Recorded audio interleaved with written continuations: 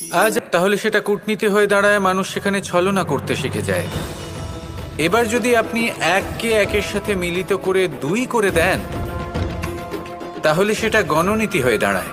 মানুষ সংগ্রহ করতে শেখে, লাভ করতে শেখে। আর যদি আপনি এক এবং এক মিলিয়ে শূন্য করে দেন, তাহলে তাকে আধ্যাত্ম বলা হয়, যেখানে আমরা নিজেকে ঈশ্বরের কাছে পূর্ণরূপে সমর্পণ করে দিই। আর যদি আপনারা এক আর এক এই দুইকে মিলিয়েও একই থাকতে পারেন, তাহলে তাকে প্রেম নীতি বলা হয়। যেমন আমি আর রাধা, না আমরা শূন্য আর না আমরা দুজন ভিন্ন। দুজন ভিন্ন হয়েও আমরা অভিন্ন। এর দ্বারা জীবনের অর্থ বুঝতে পারা যায়। তাই এই অর্থ বুঝতে শিখুন। এই মন প্রসন্ন হয়ে বলবে, রাধা রাধা। তাদের সাথে কেমন ভাবে কথা বলা উচিত, এর একটা বড়ই সহজ উত্তর আছে, দর্পণ। আপনি নিজেকে যেভাবে দর্পণে দেখেন, সেভাবেই দর্পণের দিকে তাকান এবং কল্পনা করুন যে আপনার স্থানে সেই ব্যক্তি আছে আর সে আপনাকে দেখছে। এবার বুঝতে চেষ্টা করুন যে আপনার কেমন ব্যবহার হওয়া উচিত। তার আপনার ব্যবহার কেমন হলে ভালো লাগবে আর কেমন হলে তার অনুচিত বোধ হবে, শুধু এইভাবেই সেই ব্যক্তিকে বুঝতে চেষ্টা করুন।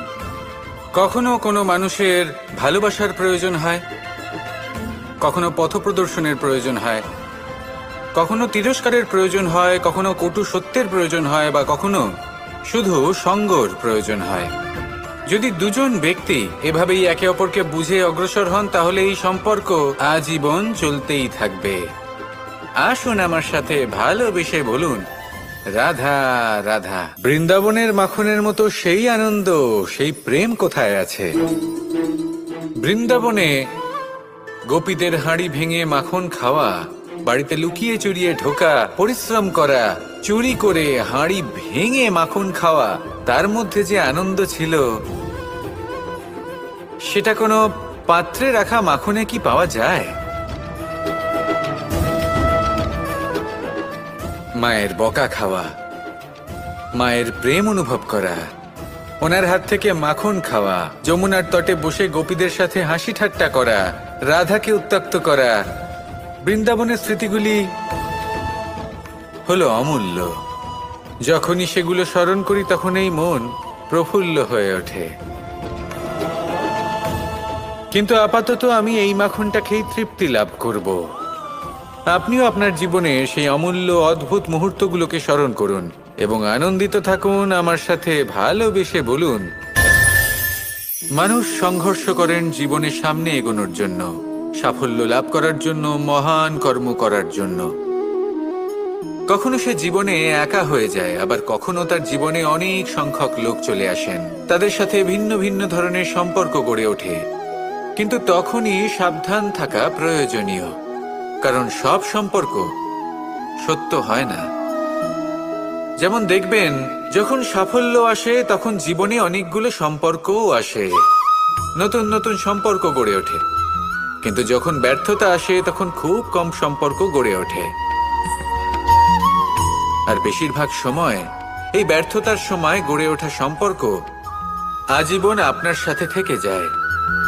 সাফল্য হোক বা অসফলতা, তার কোনো প্রভাব সেই সব সম্পর্কে পড়ে না। সেখানে সাফল্যের পরে যে সম্পর্ক গড়ে ওঠে, বেশিরভাগ সময় এমনও দেখা যায় যে তার মধ্যে বেশিরভাগ মানুষ আপনাকে নিজের কাজে লাগাবেন, আপনাকে ব্যবহার করবেন, সময় এলে পরে আপনাকে ঠকাতেও পারেন। এর অর্থ এটা নয় যে আপনি জীবনে নতুন সম্পর্ক বানাবেন না, অবশ্যই বানাবেন, কিন্তু ব্যক্তি এবং সম্পর্কের পরখ করা আবশ্যক, আর সময় সময় সেটা করা আবশ্যক। যে কটি সম্পর্ক আপনার জীবনে আছে, যারা আপনার সাথে জড়িয়ে সারা জীবন, যারা আপনার সাথেই থাকবেন, তাদের যত্ন নিন আর তাদের সাথেই অগ্রসর হন। আর আমার সাথে ভালোবেসে বলুন, প্রত্যেকটি মানুষ জীবনে করতেন, তাহলে মহাভারতের সেই যুদ্ধে জয়লাভ করে সমস্ত ভূমণ্ডলের স্বামী কি করে হয়ে উঠতেন? অর্থাৎ হতে পারে সিংহ বনের রাজা, কিন্তু শিকার নিজে পায়ে হেঁটে তার কাছে আসে না। সেই ভোজন লাভ করার জন্য সিংহকে কর্ম করতেই হয়। তাহলে আপনার ভাগ্যে যেটা আছে সেটা আসবে, কিন্তু কর্মের জোরে আসবে। তাই কর্ম করতে থাকুন আর আমার সাথে ভালোবেসে বলুন, রাধা রাধা।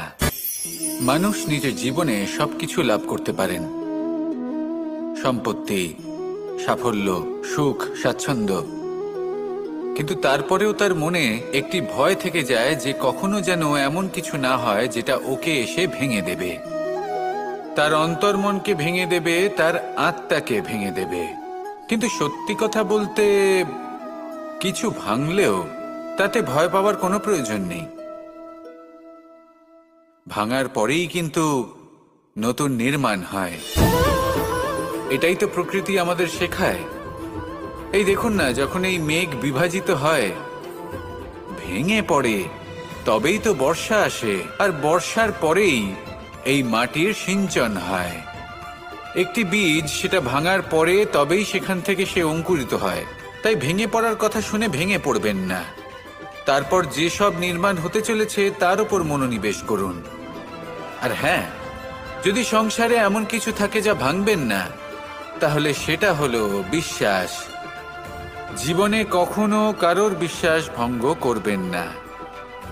যখন ব্যক্তির বিশ্বাস ভঙ্গ হয়, তখন তার আত্মা আহত হয়। আসুন আমার সাথে ভালোবেসে বলুন, রাধা রাধা। এই ফুল কি সুন্দর হয়, তাই না?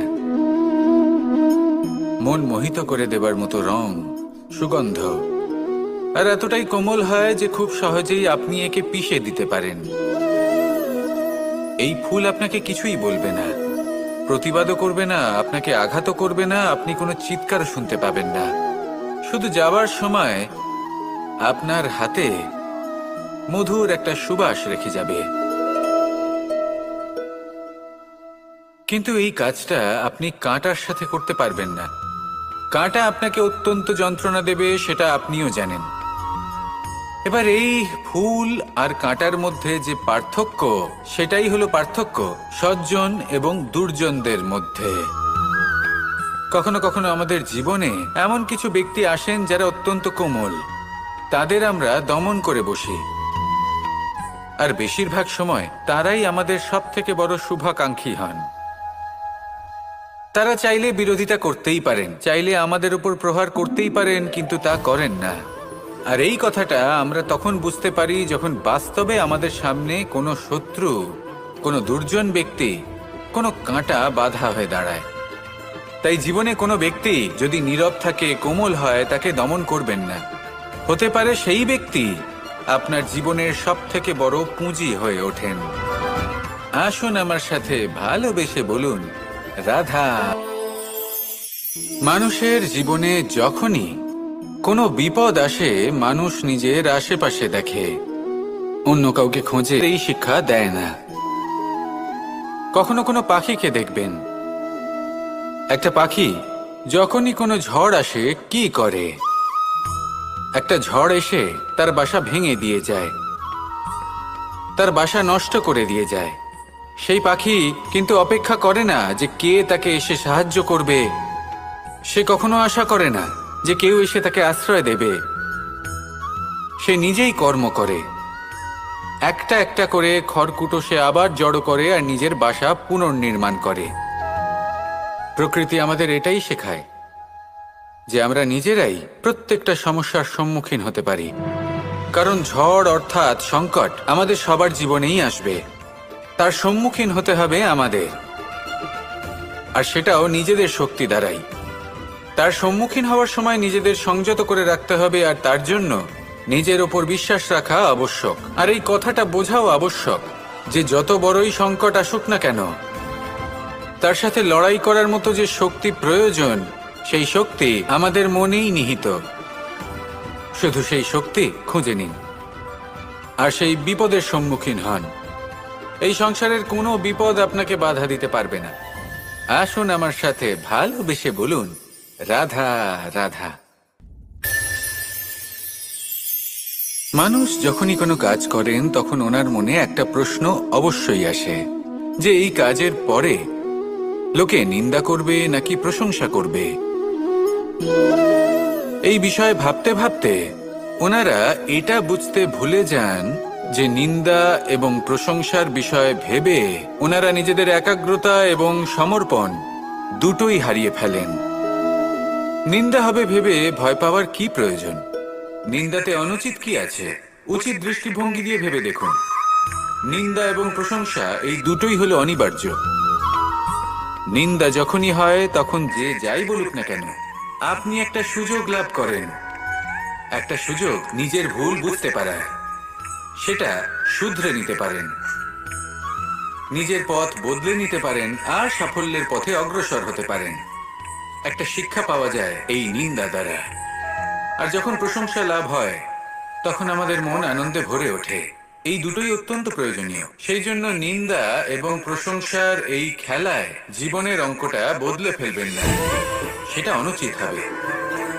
কারণ জীবন না শুধু নিন্দার বিষয় আর না শুধু প্রশংসার, জীবন হলো আত্মিক সুখের বিষয়।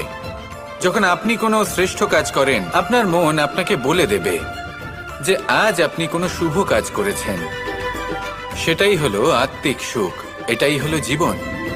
তাই নিন্দার মাধ্যমে যে দুঃখ জীবনে আসে বা ফেলে আসা অতীতের জন্য আপনার জীবনে যে দুঃখ আসে, সেগুলো ভাবা বন্ধ করে দিন আর কর্ম করুন এই বর্তমানের জন্য, আগামী ভবিষ্যতের জন্য।